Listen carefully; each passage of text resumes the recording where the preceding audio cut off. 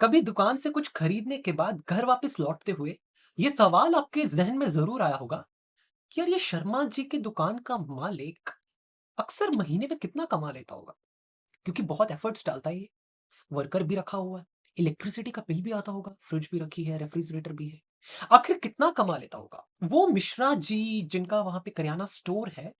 वो कितना कमा लेते होंगे? वेल, ये सवाल कभी ना कभी हमारे जहन में आता है। In the starting of the video let me tell you, इसका कोई भी डिस्क्रीट आंसर पॉसिबल ही नहीं। Let's come to the practical and realistic answer जो इसका हो सकता है। क्या सोचते हो आप? 30,000, 50,000, 1 लाख? वेल, मान लीजिए किसी दुकान में 12,000 रुपए की सेल एक दिन में हुई। अब क्या ये 12,000 रुपए किसी की अर्निंग है? Obviously not. क्योंकि इसमें से डिस्ट्रीब्यूटर के पैसे निकलेंगे, इसमें से ट्रांसपोर्टेशन के चार्जेस निकलेंगे, और वो निकाल देने के बाद उस 12,000 में लगभग लगभग 2,000 रुपए ग्रॉस बचेगा। Net gross value, gross profit जिसको हम कहते हैं। अब इस वैल्यू में फर्दर कुछ माइनसेस होंगे। सबसे पहले उस दुकान की इलेक्ट्रिसिटी, उसके बाद अगर वहां पे कोई वर्कर रखा है तो उसके per day wages, and then miscellaneous charges like कुछ डैमेज हो गया, कुछ ये कुछ वो, ये सारी चीजें के charges per day let us assume कि वो 150 टू 100 के करीब। तो यानी कि एक एवरेज दुकानदार के पास उस ग्रॉस वैल्यू में से इन सारे चार्जेस को निकालने के बाद लगभग लगभग 1,050 रुपए बचे, फॉर एन एग्जाम्पल। अब 1,050 वो वैल्यू है जो उसके पास पर डे बची as an earning. Multiplying it with the 30 days, you will get 33,000. So that is what it goes to the pocket of the owner of the shop. That is 33,000. पर अगर 33,000 ही income है तो बहुत सारे लोग क्यों ये शॉपकीपिंग कर रहे हैं इंडिया में खासकर? इसके बहुत सारे कारण हैं। सबसे बड़ा कारण ये है कि बहुत सारे लोग ऐसे हैं जिनकी अपनी ही जमीन है, अपनी ही शॉप है, and they are not paying any type of rent. और दूसरा, शॉपकीपिंग बहुत सारे लोगों का फैमिली बिजनेस है। पापा काउंटर संभाल रहे हैं, मम्मी इकोनॉमिक्स में वो सारा हिसाब रख रही है, बेटा ग्राहक देख रहा है। So they are maintaining it sophisticatedly and collectively. That is it becomes the family business. किसी को एम्प्लॉय नहीं रखना पड़ रहा कोई जिसको पर डे वेजेस देने पड़ते हैं, so that they can maximize their profit. और ऐसे ही उनका जो ग्रॉस प्रॉफिट बनता है उसमें से इलेक्ट्रिसिटी निकालने के बाद the rest amount is theirs. That is how they maximize their profit. India में एक सबसे बड़ा मार्केटिंग का रूल है, that is understanding the psychology of customers. दूध रखते हैं लोग, क्या मार्जिन बचता होगा? Shopkeeping is entirely about what the margin you are left with. दूध का पैकेट अगर 33 रुपए का आता है तो वो ले दे के 31-32 रुपए का उन्होंने खरीदा होगा पीछे से, यानी कि मार्जिन इज ऑफ मेयरली 1 और 2 rupees. So then why that milk become the product that many shopkeepers do sell?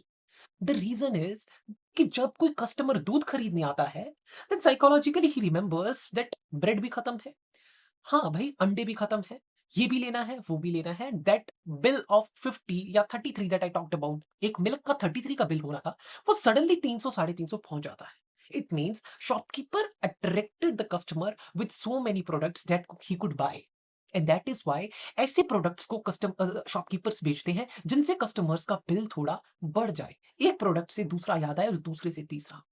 और ये डेली बेसिस पे लेने आएंगे दूध, डेली बेसिस पे कुछ प्रोडक्ट लेंगे, and that is how they make their customers permanently monetize to their shop.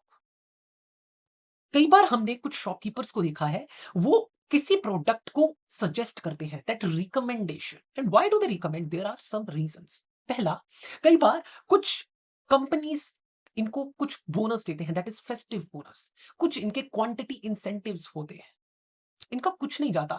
That is not the quality they are pushing for कि आप इसको इसको यूज कीजिए। कई बार डिटर्जेंट पाउडर को कहते हैं, मैडम जी इस बार ये नहीं, आप इसको ट्राई कीजिए। There are some their own profits and incentives hidden. कई बार कंपनी जिनसे ये बड़ा प्रोडक्ट लेते हैं बड़ी मात्रा में, उनके साथ इनके कुछ टाइज होते हैं, that if that amount get sold out this will be your bonus that you will gate.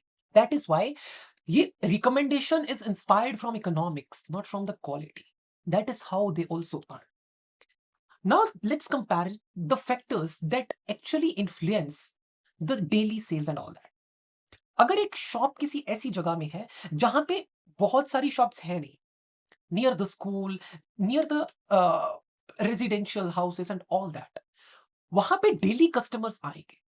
अब वो ऐसी जगह है जो थोड़ी प्रोमिनेंट है एंड पीपल वहां पे रेगुलरली बड़ी मात्रा में आते हैं। वहां का जैसे एवरेज बिल बढ़ेगा, डेफिनेटली मार्जिन्स बढ़ेंगे, ग्रॉस प्रॉफिट बढ़ेगा and hence the value increases, the profit increases and the earnings increases.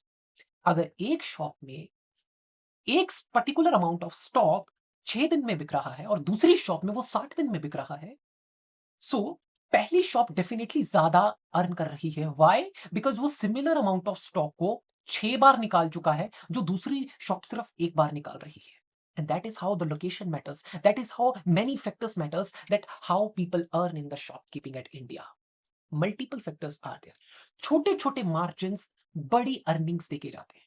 The game is about margins. आप कितना margins और कितनी quantity sell कर पाते हैं। That is how the shopkeeping works in India. I hope it was informative for you. Please do like the video if you found it informative and subscribe the channel. That really motivates me.